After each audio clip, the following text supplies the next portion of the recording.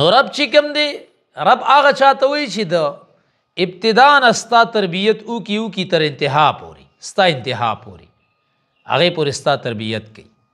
نو اوس رب چې لفظ رالو نو د مضاف شو چاته العالمین ته چاته مضاف شو العالمین ته چې رب العالمین رب د یو خاص قسم خلقو نه بلکې رب د عالمینو. عالمین چاته وایي ما سوا د الله نه چې څه دي دا عالم دی دا څه شی دی عالم دی.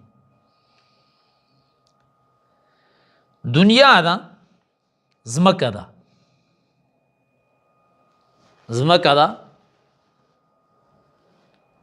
تاسو چې لازم کوي په ځان باندې چې کله مو انشاءالله العزیز سنا ذهن اذهان کولو شي نو که نور تفاسیر ګورئ او که نه ګورئ د امام فخر الدین رازی رحمه الله تفسیر کبیر لازم وګورئ بیا به مو ذهن کولو شي چې د کومو صدیانو کې تیر شوی دی او دې مبارک د عالم نه کم قسم بحث کړی دی چې دې په دې دا نن سبا چې کوم د فزیکس علم دی نومي ورته فزیکس یې دی په دې سټیج په دې باب کې د عالم نه د کائنات نه د کم قسم بحث کړی دی.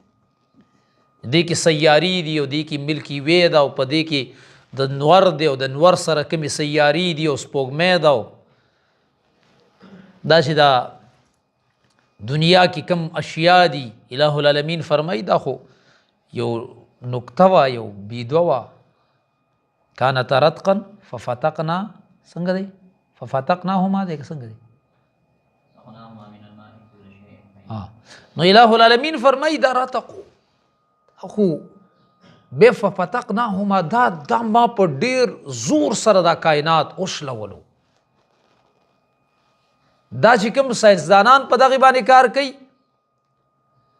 نو هغې وایي چې هغې هم دا مني چې دا یو بلاسټ شو دا کائنات حتی په دې کې الہ العالمین فرمایي وإنا لموسعون دا کائنات چې ما پیدا کو د دې فتق راغې دې کې مونږ اوس هم وسعت راولو وإنا لموسعون دې کې وسعت راولو دا کائنات اوس هم وسیع کیږي حتی د ځمکې نه واخله تر ملکی وی د دې مدار تر درمیان یا د هغې سره پورې د دې فاصله چې کومه د ځمکې نه واله دا 26,000 نوري سال ده.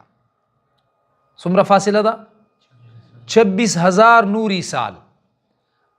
اوس به تاسو وایي چې نوري سال څه ته وایي نو یاد ساتئ د یو نوري سال کم چې د رڼا رفتار دی نوري سال د یو نوري سال رفتار څومره دی د یو نوري سال فاصله څومره ده 94.6 کرب کیلومیټر 94.6 کرب کیلومیټر. ګورئ زه عرب نه ویم زه کروڑ نه ویم 94.6 کرب کیلومیټر د یو ملکی وی د یو نوري سال د هغې فاصله ده.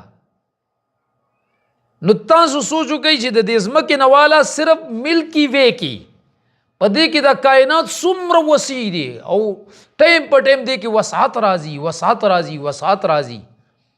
او بیا امام فخر الدین رازی رحمه الله تفسیر کبیر کی د الفاظو باندې لیکي چې د دې لپاره په لکونو دغه رنګ کهکشاګانې په کائنات کې نوري دي په لکونو کهکشاګانې نوري دي.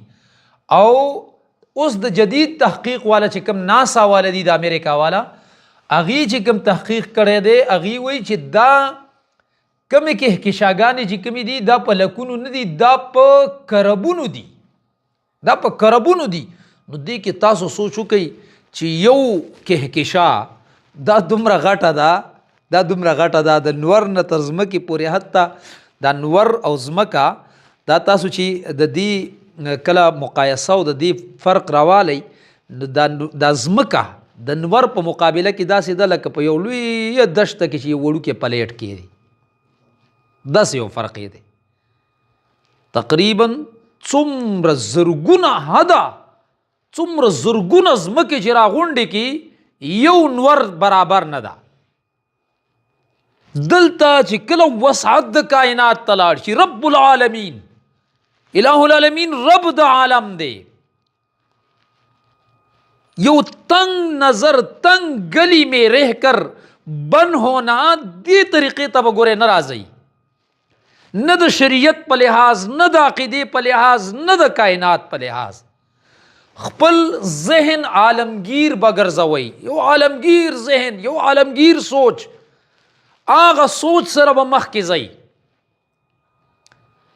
دا کائنات صرف دغه نه دی چې دا وړوکی دنیا ده، دا دنیا د کائنات په دې ټول کائنات کې لکه څنګه چې دا د نور رڼا را دننه کېږي او په دې کې دا یو وړه ذره ښکاره کېږي، دا دنیا ځمکه زمونږ ځمکه چې زمونږ او تاسې رهایش ورکې کوو چې هغې کې سمندرونه دي، غرونه دي، دشتې دي، ځنګلونه دي، دا په دې د کائنات په مقابله کې داسې د یو ذرې برابر هم نه ده. د ټول کائنات په مقابله کې د یو ذرې برابر هم نه ده.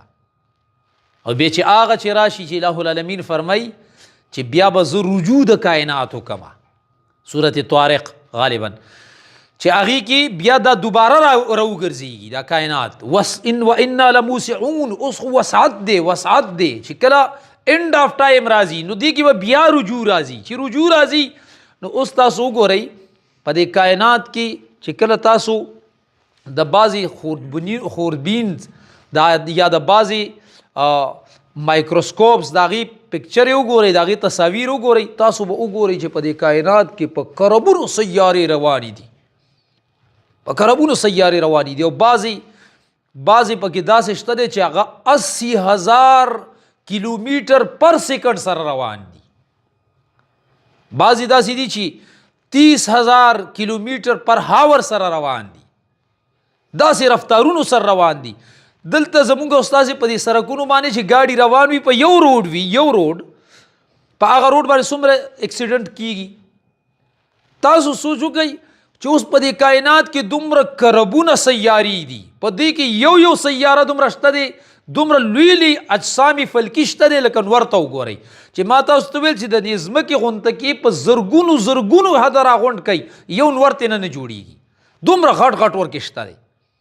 بیا په دې کې کهکشاګانې په کربونو، بیا هر یو کهکشا کې په زرګونو، په لکونو، په کروڑونو باندې سیارې، او بیا دا ټول ټریفک د دې روان دی، چرته اکسیډنټ نشته، چرته یو بل سره جنګیږي نه، چرته بلاست رانغی، چرته د کائنات نظام درهم برهم نشو.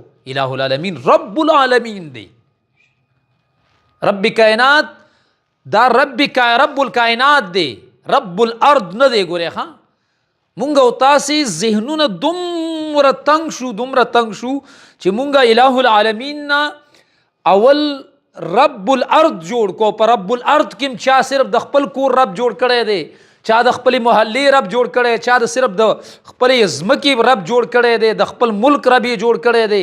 نه رب العالمین، رب العالمین. کتابونو لیکلي که نه سلیمان علیه السلام چې وی الہ العالمین ته ویل چې یا الله ما ته اجازت راکړه زه ستا د مخلوقاتو ته د روټۍ کوم. نو چې روټۍ ورته کومه الہ العالمین ورته ویل چې څومره ته چا ته روټۍ کېده وچې ته که د اوبو حالت وی چې یا الله اول به د اوبو حالت څومره ټیم لګیو تیاری ورته وکړه دیوان او پیریان او ورسې ورته رالګې کړي. بس بیا چې کله تیار شو نو هغې سره یخو هواګانو ته سلیمان علیه السلام ته خو مسخر وي، دنیا نه هغه ځای نه ورته فرج جوړ چې دا یخې هواګانې دې نه تاویږي چې خرابېږي نه او دا نه کېږي او دا نه کېږي. چې کله تیار شوی سلیمان علیه السلام تیار شو، وایي هر څه تیار شو، وایي څوک پرې راوبالم، وایي یا الله د ځمکې والا د اوبو والا به اول ښه وي. یو کب راغی چې کب ترې وړی وکړله ختم یې کړ. وایي نور څه شو؟ وایي نور نشته دی، دغه مې تیار کړي نو. وایي ستا عجیبه دغه ده، وایي ښه ده چې ستا خدایي نه ده، الہ العالمین ما ته د ورځې داسې 3 نوړی راکوي، تا ما ته 1 نوړی راکړله. نو دا رب العالمین دی، ښه دا رب العالمین دی. د الہ العالمین ربوبیت ډېر لوی دی، ډېر لوی دی. عالمین عالم که د عالم نه خبرې وشي که نه نو تاسو دې ته سوچ وکړئ چې دا ساینسدانان کوم ځای پورې تللي دي، کوم ځای پورې تللي دي. د ناسا یو محقق دی، یو ساینسدان دی، ما ځان سره هغه کاپي کې نومونه لیکلي دي، خو چونکې زما ذهن دغه موضوع طرف ته و نن نو ځان سره مې دلته نه دي را کوټ کړي. هغې تقریبا 2-3 ساینسدانان په هغې باندې ما کوټ کړي دي. هغې چې دا بره د کائنات هغې وایي چې مونږ د کائنات بالای حصو کې کله مونږ تحقیق کوو او بالای حصو ته مونږ ورسېدو نو هلته د کائنات کې د دې ستورو سیارو سره د بره حصې کې لهرې دي، چپې نه وي، چپې دا چپې چې وي چپې وایي دا چپې چې کوم دي نو دا چپې مونږ چې کله دا چپې وکتې نو یو ساینسدان وایي د ساینسدان الفاظ دي، زما د الفاظ زمانه دي ما به کافر نه کوي. نو هغه الفاظ دا دي چې کله مونږ د کائنات بالای حصو ته ورسېدو هلته لهرې وي او وایي هغه لهر د لهرو نه ډک هغه حصه چې ما وکتله داسې چپې وې ورکې. وایي ما ته داسې ښکاره شو چې دا د الله رب العزت د لاس د چپو هغه اثر دی. کانتا رتقا ففتقناهما هغه فتق چې کوم بلاستو د هغه د هر څه شلول په زور سره، زور کے ساتھ کسی چیز کو پالنا اس کو فتق کہتے ہیں. نو هغه ففتقناهما هغه کې فتق راغو نو د هغې چپې لا اوسم شته.